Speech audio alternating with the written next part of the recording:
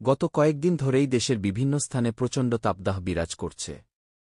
রাজধানী ঢাকাসহ বিভিন্ন জেলায় দিনের তাপমাত্রা ৩৮ থেকে ৪১ ডিগ্রি সেলসিয়াসে পৌঁছেছে। গরমের তীব্রতা বাড়ার সঙ্গে সঙ্গে হিটস্ট্রোক, ডিহাইড্রেশন এবং অসুস্থতার ঝুঁকিও বাড়ছে। তাই এই গরমে চলাফেরায় বিশেষ সতর্কতা অবলম্বন করা জরুরি। বিশেষজ্ঞরা বলছেন, দিনের সবচেয়ে গরম সময় দুপুর ১২টা থেকে বিকেল ৪টার মধ্যে বাইরে বের হওয়া এড়ানো উচিত। খুব জরুরি না হলে এ সময়ে ঘরে থাকার পরামর্শ দিচ্ছেন চিকিৎসকেরা। চলাফেরার সময় করণীয়: হালকা ও ঢিলেঢালা সুতির কাপড় পরিধান করুন। ছাতা, সানগ্লাস ও ক্যাপ ব্যবহার করুন। পর্যাপ্ত পানি পান করুন, প্যাকেটজাত পানীয় এড়িয়ে চলুন। রোদে বের হওয়ার আগে মুখে ও ত্বকে সানস্ক্রিন লাগানো যেতে পারে।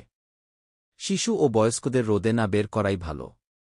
সতর্কতা: হঠাৎ মাথা ঘোরা, অতিরিক্ত ঘাম, ক্লান্তি, শ্বাসকষ্ট বা বমি বোধ করলে সঙ্গে সঙ্গে ছায়াযুক্ত স্থানে বিশ্রাম নিন এবং প্রয়োজনে চিকিৎসকের শরণাপন্ন হন।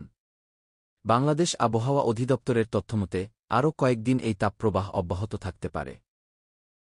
৭ জুনের পর বৃষ্টির সম্ভাবনা থাকলেও তার আগে তাপমাত্রা আরও বাড়তে পারে বলে জানানো হয়েছে। শেষ কথা: এই গরমে সচেতনতা আর সামান্য সতর্কতাই পারে আপনাকে এবং আপনার পরিবারকে সুস্থ রাখতে। তাই গরমের দিনে নিজের খেয়াল রাখুন, অন্যকেও সচেতন করুন।